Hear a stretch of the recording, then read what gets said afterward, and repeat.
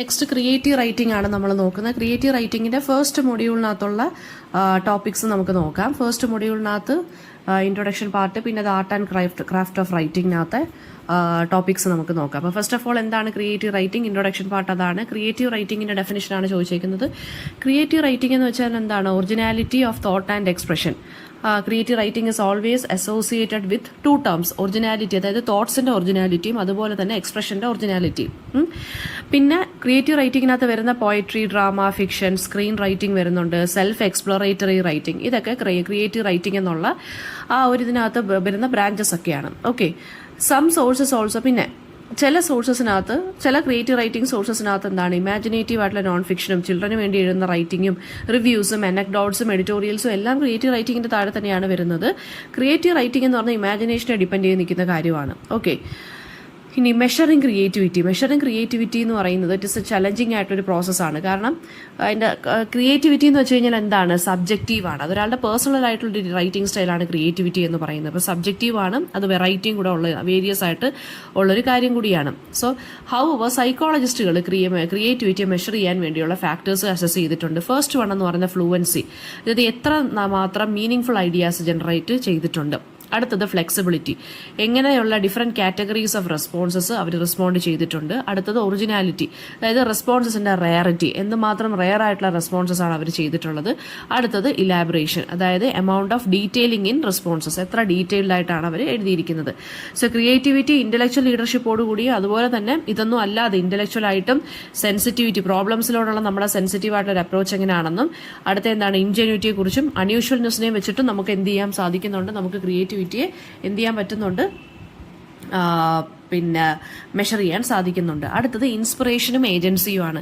Inspiration എന്ന് വെച്ച് കഴിഞ്ഞാൽ എക്സ്റ്റേണൽ ഇൻഫ്ലുവൻസ്, ക്രിയേറ്റിവിറ്റിയെ ഡ്രൈവ് ചെയ്യുന്ന എക്സ്റ്റേണൽ ഇൻഫ്ലുവൻസാണ് ഇൻസ്പിറേഷൻ എന്ന് പറയുന്നത്. ട്രഡീഷണലി ഇൻസ്പിറേഷൻ ഒരു ഡിവൈൻ അല്ലെങ്കിൽ മിസ്റ്റിക്കൽ ആയിട്ടുള്ള ഒരു കാര്യമായിട്ടാണ് കൺസിഡർ ചെയ്തിരുന്നെങ്കിലും മോഡേൺ പെർസ്പെക്റ്റീവ് വെച്ച് നോക്കുമ്പോൾ ഇൻസ്പിറേഷൻ എന്ന് വെച്ച് കഴിഞ്ഞാൽ എക്സ്പീരിയൻസിന്റെ അല്ലെങ്കിൽ പാസ്റ്റ് വർക്കിന്റെ അല്ലെങ്കിൽ അൺകോൺഷ്യസ് ആയിട്ടുള്ള നമ്മുടെ മൈൻഡിന്റെ ആക്ടിവിറ്റി കൊണ്ടോ മോട്ടിവേഷന്റെ പ്രോഡക്റ്റ് ആയിട്ടാണ് കൺസിഡർ ചെയ്യുന്നത്. അപ്പൊ ഇൻസ്പിറേഷൻ എന്ന് പറയുന്നത് എന്താണ്? ഒരു റോൾ ഉണ്ടെങ്കിലും ഹ്യൂമൻ എഫേർട്ടും ഹ്യൂമൻ ബീങ്സിന്റെ ആ ഒരു കൈൻഡ് ഓഫ് മൈൻഡ് സെറ്റുമാണ് ക്രിയേറ്റീവ് പ്രോസസ്സിൽ ഈക്വലി സിഗ്നിഫിക്കന്റ് ആയിട്ട് നിൽക്കുന്നത്. അടുത്തത് ക്രിയേറ്റിവിറ്റി റെസിസ്റ്റൻസുമാണ്. ക്രിയേറ്റിവിറ്റി എന്ന് വെച്ച് കഴിഞ്ഞാൽ എന്താണ്? ഇറ്റ് ക്യാൻ ബി ചലഞ്ചിങ് അല്ലേ? ക്രിയേറ്റിവിറ്റി റൈറ്റേഴ്സ് ആണെങ്കിലും ആർട്ടിസ്റ്റുകളാണെങ്കിലും ഫിലിം മേക്കേഴ്സ് ആണെങ്കിലും ഓഫൺ ദേ ഫേസ് സെൻസർഷിപ്പ് അല്ലെങ്കിൽ പെർസിക്യൂഷൻ. അവരുടെ വർക്ക്സ് ചിലപ്പോൾ ചില ടാബു ടോപ്പിക്സിനെ കുറിച്ച് ഡീൽ ചെയ്യുമ്പോൾ അല്ലെങ്കിൽ കുറച്ച് സെൻസിറ്റീവ് ആയിട്ടുള്ള ഏരിയാസിനെ കുറിച്ചൊക്കെയാണ് സംസാരിക്കുന്നുണ്ടെങ്കിൽ ചില ആളുകൾക്ക്, ചില റൈറ്റേഴ്സിനാണെങ്കിലും ആർട്ടിസ്റ്റുകൾക്കാണെങ്കിലും ഫിലിം മേക്കേഴ്സിനാണെങ്കിലും സെൻസർഷിപ്പ് അല്ലെങ്കിൽ ആളുകളുടെ ഇടയിൽ നിന്ന് അല്ലെങ്കിൽ സൊസൈറ്റിയിൽ നിന്ന് ഒരു എതിർപ്പ് ഫേസ് ചെയ്യാം. എക്സാമ്പിൾ എന്ന് പറയുമ്പോൾ നമ്മുടെ ഇപ്പോഴത്തെ മാർക്കോ ഫിലിം പോലെയുള്ള ഫിലിം പറയാം. അതുപോലെ തന്നെ സൽമാൻ റുഷ്ദിയുടെ ദ സൈറ്റാനിക് വേഴ്സസ് ഉണ്ട്. പിന്നെ സഫ്താർ ഹഷ്മിയുടെ പൊളിറ്റിക്കൽ തിയേറ്റർ, ദീപ മേത്തയുടെ കോൺട്രവേഴ്ഷ്യൽ ആയിട്ടുള്ള ഫിലിംസ്, ദീപ മേത്തയുടെ വാട്ടർ എന്നുള്ള ഫിലിം, അതൊക്കെ എന്ന് വെച്ച് കഴിഞ്ഞാൽ, അല്ലെങ്കിൽ ഫയർ എന്നുള്ള ഫിലിം, അതൊക്കെ എന്ന് വെച്ച് കഴിഞ്ഞാൽ ടാബു ടോപ്പിക്സിനെ കുറിച്ചാണ് ഡീൽ ചെയ്യുന്നത്. വാട്ടറിനകത്ത് വിഡോസിനെ കുറിച്ചും അവിടെ റീമാരേജിന്റെ കാര്യങ്ങളും, പിന്നെ അതുപോലെ തന്നെ ഫയറിനകത്ത് എന്ന് വെച്ച് കഴിഞ്ഞാൽ രണ്ട് സ്ത്രീകളുടെ ഒരു കൈൻഡ് ഓഫ് ഹോമോസെക്ഷൽ ആയിട്ടുള്ള ഒരു കൈൻഡ് ഓഫ് ഫീമെയിൽ ഫ്രണ്ട്ഷിപ്പ് അല്ലെങ്കിൽ എക്സ്ട്രീം ആയിട്ടുള്ള ഫീമെയിൽ ഫ്രണ്ട്ഷിപ്പ് അല്ലെങ്കിൽ എക്സ്ട്രീം ആയിട്ടുള്ള ഒരു കൈൻഡ് ഓഫ് ഫീമെയിൽ റിലേഷൻഷിപ്പാണ് അതിനകത്ത് കാണിക്കുന്നത്. സോ ഇവരൊക്കെ എന്ന് വെച്ച് കഴിഞ്ഞാൽ ശരിക്കും പറഞ്ഞാൽ സൽമാൻ റുഷ്ദിക്കാണെങ്കിലും സഫ്താർ ഹഷ്മിയുടെ പൊളിറ്റിക്കൽ തിയേറ്ററിനാണെന്നുണ്ടെങ്കിലും ദീപ മേത്തയുടെ വർക്ക്സ് ഫിലിംസിനാണെന്നുണ്ടെങ്കിലും ഒരുപാട് പ്രോസിക്യൂഷൻസും സെൻസർഷിപ്പും ഒക്കെ നേരിടേണ്ടി വന്നിട്ടുണ്ട്. അപ്പം ക്രിയേറ്റിവിറ്റിക്ക് ശരിക്കും പറഞ്ഞാൽ സോഷ്യൽ ചേഞ്ച് കൊണ്ടുവരും, സോഷ്യലി സൊസൈറ്റിയിൽ ചേഞ്ച് കൊണ്ടുവരാനുള്ള ഒരു പവറും ഉണ്ട്. ആൻഡ് സംടൈംസ് എന്താണ് അത് കുറച്ച്, അതുകൊണ്ടാണ് അതോറിറ്റിയിൽ നിന്നൊക്കെ കുറച്ച് റെസിസ്റ്റൻസ് ഒക്കെ കിട്ടുന്നത്. അടുത്ത ഇമാജിനേഷൻ ക്രിയേറ്റീവ് റൈറ്റിംഗിന് സെൻട്രൽ ആയിട്ടുള്ളൊരു കാര്യമാണ്. പുതിയ ഐഡിയാസ് ജനറേറ്റ് ചെയ്യാനും പാസ്റ്റ് എക്സ്പീരിയൻസിനെ റീഇമാജിൻ ചെയ്യാനും ഇമോഷൻസിനെയൊക്കെ യുണീക്കായിട്ട് കൺവേ ചെയ്യാനും ഒക്കെ ഇമാജിനേഷനാണ് നമ്മളെ സഹായിക്കുന്നത്. ചില ആളുകൾ ആർഗ്യൂ ചെയ്യുന്നതെന്ന് വെച്ച് കഴിഞ്ഞാൽ ഫോർമൽ സ്കൂളിംഗ് ഇമാജിനേഷന് വഴിയൊരുക്കും, ചിലത് വഴിയൊരുക്കും എന്നൊക്കെയാണ് പറയുന്നത്. ചിലർ പറയുന്നതെന്ന് വെച്ച് കഴിഞ്ഞാൽ എന്താണ്? പ്രാക്ടീസിലൂടെയും ഈ വെറൈറ്റി ആയിട്ടുള്ള ലിറ്ററി വർക്ക്സിലൂടെയൊക്കെ എക്സ്പോസ്ഡ് ആയിട്ട് നിൽക്കുകയാണെന്നുണ്ടെങ്കിൽ നമുക്ക് ഇമാജിനേഷൻ കിട്ടും. അതായത് സ്കൂളിൽ തന്നെ പഠിക്കണമെന്നില്ല, അല്ലാതെ എക്സ്പീരിയൻസും കാര്യങ്ങളും ആളുകളുമായിട്ട് സിറ്റുവേഷൻസുമായിട്ടും ഒക്കെ പുതിയ സർക്കംസ്റ്റൻസുമായിട്ടൊക്കെ ഡീൽ ചെയ്യുമ്പോൾ നമുക്ക് ഇമാജിനേഷൻ ആയിട്ടുള്ളൊരു കഴിവ് കിട്ടും എന്നാണ് പറയുന്നത്. അടുത്തത് ഇമ്പോർട്ടൻസ് ഓഫ് റീഡിംഗ് ആണ്. റീഡിംഗ് എന്ന് പറയുമ്പോൾ എന്താണ്? റൈറ്റേഴ്സിനാണെങ്കിലും ക്രിയേറ്റീവ് റൈറ്റേഴ്സിന് എസെൻഷ്യൽ ആയിട്ടുള്ള കാര്യമാണ് റീഡിംഗ്. എന്നാൽ മാത്രമേ ഡിഫറെൻറ്റ് റൈറ്റിംഗ് സ്റ്റൈലും സ്ട്രക്ചേഴ്സും ടെക്നിക്സും ഒക്കെ അണ്ടർസ്റ്റാൻഡ് ചെയ്യാൻ പറ്റും. ആസ്പയറിംഗ് റൈറ്റേഴ്സ് എന്ന് വെച്ചാൽ നല്ല രീതിയിൽ ആക്റ്റീവായിട്ട് റീഡ് ചെയ്യണം. And they should analyse how language is used and how stories R structured. Famous writers എന്ന് പറയുന്നത് റീഡിങ് എക്സ്റ്റെൻസീവായിട്ട് റീഡ് ചെയ്യണമെന്ന്, അതുകൊണ്ടാണ് ഫേമസ് റൈറ്റേഴ്സ് ഒക്കെ പറയുന്നത്.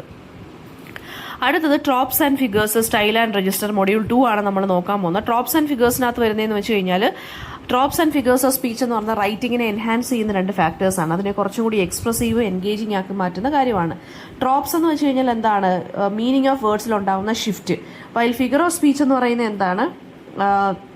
സ്ട്രക്ചറിനെ അല്ലെങ്കിൽ അറേഞ്ച്മെന്റിനെ കാണിക്കുന്നതാണ് figure of speech. For example metaphor, simile, irony, euphemism, ambiguity, ഇതൊക്കെയെന്ന് വെച്ച് കഴിഞ്ഞാൽ എന്താണ്?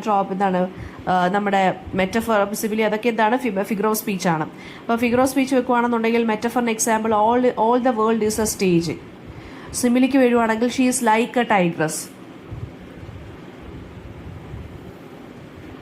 പിന്നെ ഐറണി ഉണ്ട്, യുഫിമിസം ഉണ്ട്, ആംബിഗ്യൂറ്റി ഉണ്ട്. യുഫിമിസം എന്ന് വെച്ച് കഴിഞ്ഞാൽ നമ്മൾ ഭയങ്കര ക്രൂവലായിട്ട് അല്ലെങ്കിൽ കുറച്ച് ഓപ്പൺ ആയിട്ട് പറയുന്ന ചില കാര്യങ്ങൾക്ക് പകരം നമ്മൾ കുറച്ച് പോളിഷ്ഡ് ആയിട്ട് കാര്യങ്ങൾ പറയുന്നു. അതാണ് യുഫിമിസം എന്ന് പറയുന്നത്. അതായത് ഡൈഡ് എന്ന് പറയുന്നതിന് വരെ നമുക്ക് എന്താണ്? ഹി കിക്ക് ദ ബക്കറ്റ് അല്ലെങ്കിൽ പാസ്ഡ് അവേ എന്നൊക്കെ നമുക്ക് പറയാം. അതാണ് യുഫിമിസം.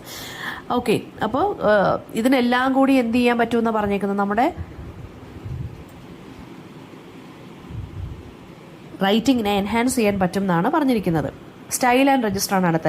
ലാംഗ്വേജ് എന്ന് പറഞ്ഞാൽ യൂണിഫോം അല്ല, and it varies based on speaker, region and purpose അല്ലേ.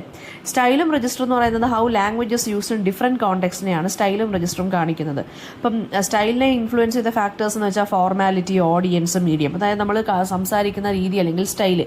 അപ്പോൾ നമ്മൾ ടീച്ചേഴ്സിൻ്റെ അടുത്താണെങ്കിൽ ഫോർമൽ ആയിട്ടുള്ള രീതിയിൽ, വിത്ത് ഫ്രണ്ട്സ് ആണെന്നുണ്ടെങ്കിൽ ഇൻഫോർമൽ, വിത്ത് ഫാമിലി ആയിട്ടാണെങ്കിൽ ഇൻഫോർമൽ ആണ്. ഓഡിയൻസ് മാറുന്നതിനനുസരിച്ച്, മീഡിയം മാറുന്നതിനനുസരിച്ച് നമ്മുടെ സ്റ്റൈൽ മാറും. റൈറ്റിംഗ് സ്റ്റൈലും ഇതുപോലെ തന്നെയാണ്. ഓക്കെ, റൈറ്റിംഗ് സ്റ്റൈലും ക്യാരക്ടറൈസേഷനെയും ആ ഒരു സ്റ്റോറി ടെല്ലിങ്ങിന്റെ വിശ്വാസ്യതയെ, അതായത് ക്രെഡിബിലിറ്റിയും ബാധിക്കുന്ന കാര്യങ്ങളാണ്. രജിസ്റ്റർ എന്ന് പറയുമ്പോൾ എന്താണ്? രജിസ്റ്റർ എന്ന് പറയുമ്പോൾ നമ്മളിപ്പോൾ ഓരോ സ്പെസിഫിക് ആയിട്ടുള്ള ഒരു കമ്മ്യൂണിക്കേറ്റീവ് പേർപ്പസിന് വേണ്ടി നമ്മൾ യൂസ് ചെയ്യുന്നൊരു കമ്മ്യൂണിക്കേറ്റീവ് ആയിട്ടുള്ളൊരു കാര്യമാണ് രജിസ്റ്റർ എന്ന് പറയുന്നത്. ഓക്കെ, അടുത്തത് formal and informal usage. Formal language എന്ന് പറയുമ്പോൾ എന്താണ്? നമ്മൾ പ്രൊഫഷണൽ സെറ്റിങ്ങിന്, ജോബ് ഇന്റർവ്യൂസിനും ലീഗൽ പ്രൊസീഡിങ്സിനും ഒക്കെ ഫോർമൽ സെറ്റിംഗ്സിലാണ് നമ്മൾ യൂസ് ചെയ്യുന്നത്. സീരിയസ് ആയിട്ടുള്ള ഒരു കൈൻഡ് ഓഫ് ഇതാണ്. ഇൻഫോർമൽ ലാംഗ്വേജ് എന്ന് വെച്ചാൽ സ്പോണ്ടേനിയസ്, കാഷ്വൽ ആയിരിക്കും. നമ്മൾ കൊളോക്കിയലിസോ അല്ലെങ്കിൽ സ്ലാങ് ആയിട്ടുള്ള അബ്രീവിയേഷൻസ് ഒക്കെ നമ്മൾ യൂസ് ചെയ്യും. അത് രണ്ടും ക്രിയേറ്റീവ് റൈറ്റിങ്ങിന് അതിൻ്റെതായിട്ടുള്ള സ്ഥാനമുണ്ട്, depending upon the tone and audience. ഇനി വെറൈറ്റി ഓഫ് ഇംഗ്ലീഷ് ആണ്. വെറൈറ്റി ഓഫ് ഇംഗ്ലീഷ് എന്ന് പറയുമ്പോൾ അമേരിക്കൻ ഇംഗ്ലീഷ് ഉണ്ട്, ബ്രിട്ടീഷ് ഇംഗ്ലീഷ് ഉണ്ട്, ഓസ്ട്രേലിയൻ ഇംഗ്ലീഷ് ഉണ്ട്, ഏഷ്യൻ ഇംഗ്ലീഷ് ഉണ്ട്. ഇവരെല്ലാം ഡിഫറെൻറ്റ് ഡയലക്റ്റ് ഓഫ് ഇംഗ്ലീഷിലാണ് സംസാരിക്കുന്നത്. അപ്പോൾ ഡയലക്റ്റുകൾ എന്ന് പറയുമ്പോൾ എന്താണ്? ഒരു ലാംഗ്വേജിൻ്റെ ഒരു പെർട്ടിക്കുലർ വെറൈറ്റിയാണ്, സ്പീക്കിംഗ് വെറൈറ്റിയാണ് ഡയലക്റ്റ് എന്ന് പറയുന്നത്. അപ്പോൾ അത് റീജിയൺ അല്ലെങ്കിൽ സോഷ്യൽ ക്ലാസ് അല്ലെങ്കിൽ എത്തനിസിറ്റിയൊക്കെ ഡിപ്പെൻഡ് ചെയ്തിരിക്കും ഡയലക്റ്റുകളെന്ന് പറയുന്നത്. ഓക്കെ, അടുത്തത് ലാംഗ്വേജും ജെൻഡറുമാണ്. ലാംഗ്വേജ് എന്ന് പറയുന്നത് ജെൻഡർ ബയാസസിനെയൊക്കെ റിഫ്ലക്റ്റ് ചെയ്യുന്നൊരു കാര്യമാണ്. അതായത് ലാംഗ്വേജ് വെച്ചിട്ട് നമുക്ക് ഓരോ ഇങ്ങനെ ജെൻഡർ ബയാസ്, ജെൻഡർ ഡിസ്ക്രിമിനേഷൻ ഒക്കെ നമുക്ക് റിഫ്ലക്റ്റഡ് ആയിട്ട് കാണാൻ സാധിക്കും. Examples of sexism in language എന്ന് പറയുമ്പോൾ ഈ മെയിൽ സെൻറ്റേർഡ് ടേംസ് നമ്മൾ കൂടുതൽ യൂസ് ചെയ്യുന്നു. Hero, heroine, actor, actresses. Speech differences തന്നെ.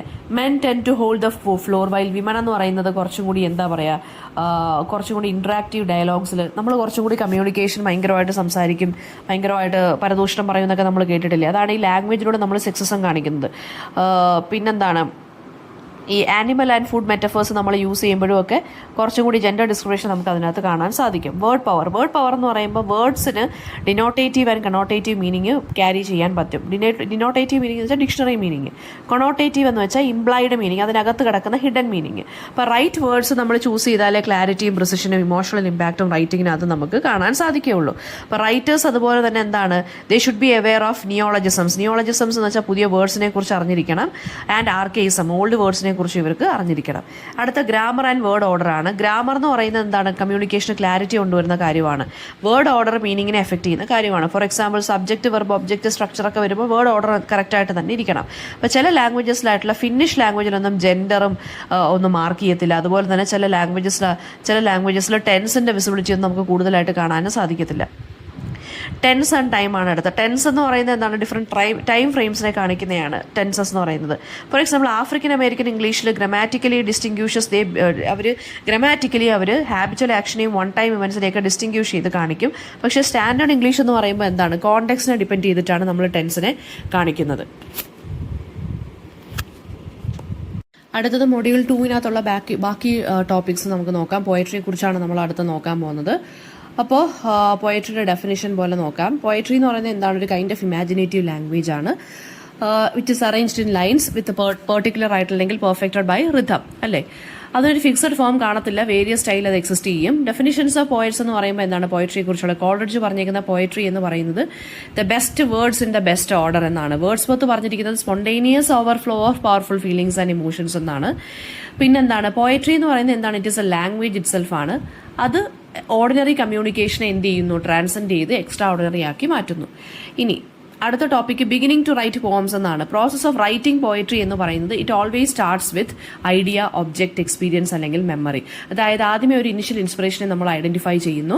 അതിന്റെ സ്റ്റെപ്സ് ഇതൊക്കെയാണ്. ഇനിഷ്യൽ ഇൻസ്പിറേഷനെ ഐഡന്റിഫൈ ചെയ്യുന്നു, റോ മെറ്റീരിയലിനെ സ്ട്രക്ചർ ചെയ്തിട്ട് നമ്മൾ ഒരു കൈൻഡ് ഓഫ് എന്താ മാറ്റുന്നു, ഷേപ്പ് ചെയ്തെടുക്കുന്നു. പിന്നെ ലാംഗ്വേജിനെ ഫോമിനെ വെച്ചിട്ട് നമ്മൾ എക്സ്പെരിമെന്റ് ചെയ്യുന്നു. അവസാനം എന്ത് ചെയ്യുന്നു, റിവൈസ് ചെയ്യുന്നു, റിഫൈൻ ചെയ്യുന്നു പോംസ്. പിന്നെ ഷേപ്പ്, ഫോം ആൻഡ് ടെക്നിക്ക്. പോയത്തിന്റെ ഷേപ്പ് എന്ന് പറയുന്നത് എന്താണ്, ട്രഡീഷണൽ ഫോമിലോ അല്ലെങ്കിൽ ഓർഗാനിക്കലായിട്ടോ എമർജ് ചെയ്യാവുന്ന കാര്യമാണ്. അപ്പോൾ for example forms in poetry എന്ന് പറയുമ്പോൾ മീറ്ററും വേർഡ്സും യൂസ് ചെയ്യാം. നമുക്ക് റിഥംസ് അല്ലെങ്കിൽ റൈംസ്, റിഥമിക് സ്ട്രക്ചർ, പിന്നെ റൈം സ്കീം ഒക്കെ യൂസ് ചെയ്യാം. ലാംഗ്വേജ് ഡിക്ഷൻ എന്ന് പറയുന്നത് എന്താണ്, വേർഡ് ചോയ്സും ഇമോഷൻസിനെയും തീംസിനെ എക്സ്പ്രസ് ചെയ്യുന്നത് എങ്ങനെയാണെന്നും. ഓഡിറ്ററി എലിമെന്റ്സ്, പോയട്രി എന്ന് പറയുന്നത് it is an art of sound ആണ്. അപ്പോൾ അത് റീഡറുടെ എക്സ്പീരിയൻസിനെ ഗൈഡ് ചെയ്യുന്നൊരു കാര്യം കൂടിയാണ്. അടുത്ത റൈം ആൻഡ് റീസൺ. റൈം എന്ന് പറയുന്നത് എന്താണ്, പോയട്രിയിൽ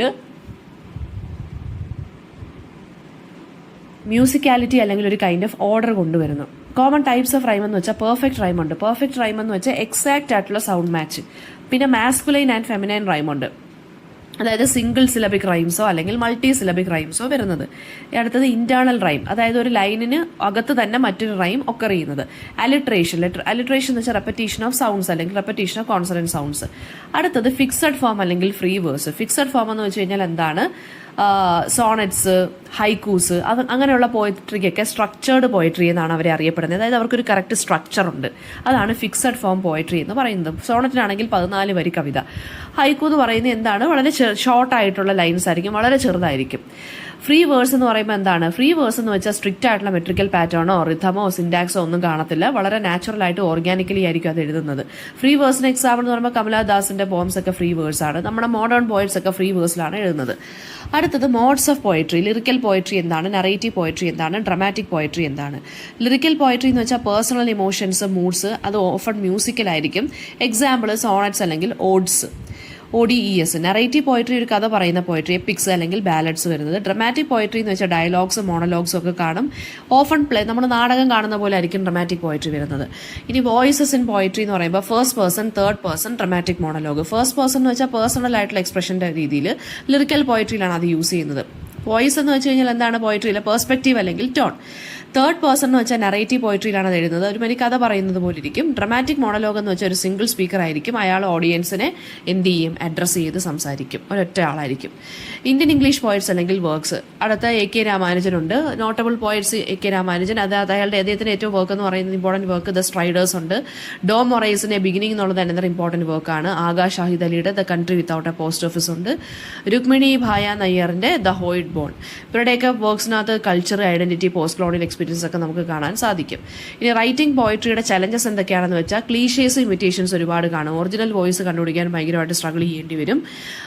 ഓവർലി ഒബ്സ്ക്യൂർ ആയിട്ട് ചിലർ എഴുതുന്നതെന്ന് വെച്ചാൽ ഭയങ്കര കട്ടിയായിട്ട് എഴുതുന്നവരുണ്ട്, ചിലർ വളരെ സിംപ്ലിസിസ്റ്റിക്, ഭയങ്കര ഓവറായിട്ട് സിമ്പിളായിട്ട് എഴുതുന്നവരും ഉണ്ട്. പിന്നെ അത് അവോയ്ഡ് ചെയ്യാന്നാണ് പറഞ്ഞേക്കുന്നത്. പിന്നെ അടുത്ത എന്താണ്, സ്ട്രക്ചറിനെ അണ്ടർസ്റ്റാൻഡ് ചെയ്യുക, ക്രിയേറ്റീവ് ഫ്രീഡം അതിനോടൊപ്പം തന്നെ നമുക്ക് നാച്ചുറലായിട്ട് വരും. അപ്പോൾ അടുത്ത ബിഗിനിങ് ടു റൈറ്റ്, അതായത് പോയട്രി നമ്മൾ വൈഡായിട്ട് റീഡ് ചെയ്യുക, അതായത് ഡിഫറെൻറ്റ് സ്റ്റൈൽസ് വെച്ച് വായിക്കുക നമ്മൾ. പിന്നെ ഫോമിലാണെങ്കിലും സ്ട്രക്ചറിലാണെങ്കിലും എക്സ്പെരിമെൻറ്റേഷൻസ് നമ്മൾ തന്നെ കൊണ്ടുവരിക. ലാംഗ്വേജിനെ റിഫൈൻ ചെയ്ത് റിഥം ആൻഡ് മീനിങ് ഒക്കെ വെച്ചിട്ട് വേണം എഴുതാൻ. ഒരു പേഴ്സണൽ വോയിസ് നമുക്ക് ഉണ്ടായിരിക്കണം, അതായത് എന്താണ്, ഇമിറ്റേഷൻ ഉണ്ടാവരുത്, നമ്മുടെ ഓഥൻറ്റിക് ആയിട്ടുള്ള ഒരു എക്സ്പ്രഷനിൽ വേണം നമ്മൾ എന്ത് ചെയ്യാൻ, ഇത് എഴുതാൻ.